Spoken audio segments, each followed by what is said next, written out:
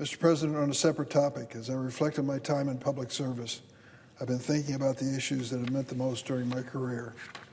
There are a few that stand out, including my steadfast belief that the promise of medical research funding is one of the most important. That conviction led me to join forces more than 10 years ago with a bipartisan group of senators. Myself, Senator Patty Murray, Democrat of Washington, Senator Roy Blunt, then Republican Senator from Missouri, Senator Lamar Alexander, Republican Senator from Tennessee. Our team of 4, Democrats and Republicans, came together and decided to speak up and be committed to increasing federal funding for the National Institutes of Health. The National Institutes of Health is the premier medical research laboratory in the world. And I did my best to make sure with my friends that we fought for 5% increase in growth in medical research each and every year. We did it too. A 60% increase to NIH's budget over the last decade. 60%. Money that is used to research and develop new ways to fight childhood cancer, ALS, Alzheimer's, you name it. Mr. President, if you own a television and you ever turn it on, you can't avoid an ad for a new prescription drug. They're on all the time, with great promise, and many of them are breakthrough drugs. Did you know that over 99% of those drugs, those new breakthrough drugs that you see on television, were developed by America's taxpayers at the National Institutes of Health? Sure, the drug companies sell them and market them, do a good job in that regard. They charge too much in most instances. But having done the basic research at the expense of American taxpayers, those drugs are available in America as they should be. A 60% increase in NIH budget over the past decade resulted in many of those drugs being discovered and being sold to American families and bringing relief to them in ways no one imagined.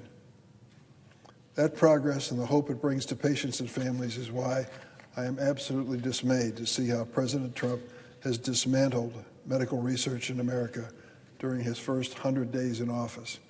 Was that what we were voting for last November? To cut back on medical research in America? To give up our leadership in the world in developing new cures and medicines for people who are afflicted with disease? I don't think that was a message of the last campaign at all. President Trump has frozen funding to university labs and hospitals across the board. For example, Northwestern University in Evanston, Illinois, a cancer research powerhouse that earns hundreds of millions of dollars in NIH grants annually, has had its accounts frozen by the NIH for the past 6 weeks.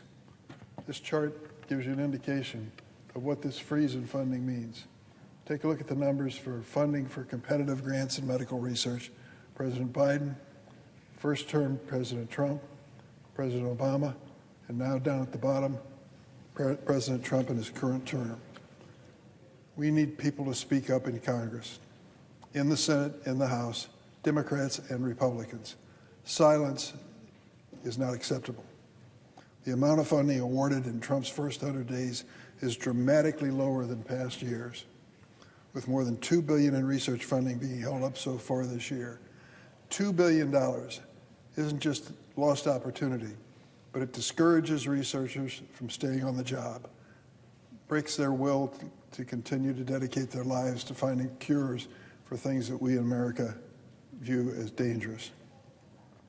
President Trump has canceled hundreds of NIH-supported grants and clinical trials and placed gag orders on experts, eliminated the programs that attract young people to the field, and fired nearly 2,000 NIH scientists and health professionals. 2,000 researchers. Is one of those researchers working on a cure for a disease that will affect someone in your family? It's quite possible. On Friday, the president released a preview of his budget, which proposes to slash NIH medical research budget nearly in half, wiping out all the gains that we made in the last 10 years. That is heartbreaking. These actions are devastating to medical research across America. We are ceding our competitiveness to China, weakening our scientific expertise that is the envy of the world, and unfortunately, Americans are paying a price. So imagine my surprise by my Republican colleagues and their reaction. What has their reaction been? Silence. Crickets. It is the silence of the lambs. It only took 2 or 3 Republican senators in the past 10 years to join with Democratic senators, including myself, to make a dramatic difference in medical research. It only takes 3 or 4 now to step up and say to the president, we're sorry, this is part of your budget we cannot go along with. We are not going to walk away from medical research. We're going to stand together on a bipartisan basis because it means so much. I came to the floor a few weeks ago to announce that if Republican senators won't stand up for NIH funding in their states, then I would. So today I want to highlight what NIH funding means to one state, Arkansas. Last year, Arkansas received more than $100 million in NIH funding.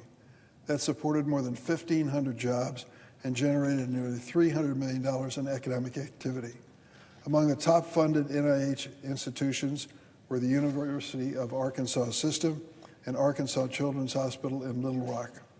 Arkansas children used NIH funding to research why kids in rural small-town areas were experiencing higher rates of pediatric asthma and improving their treatment options.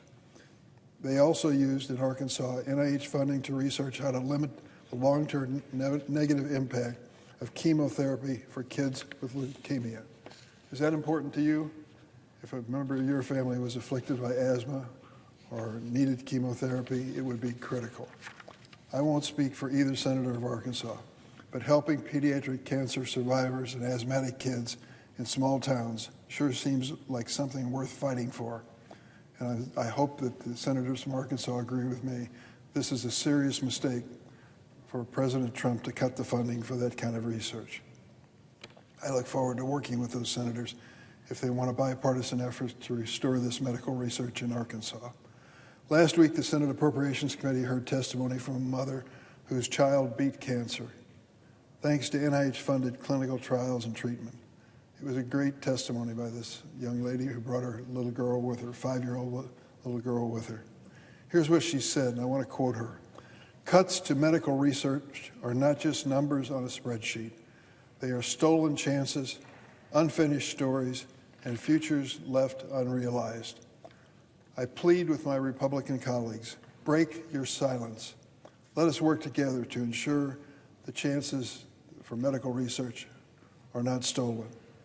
These stories should not be left unfinished, and those futures should be realized. Let us protect medical research together. Medical disease doesn't care what your party is. It strikes any and every family in America. Let's stand up for those families and their kids. I yield the floor.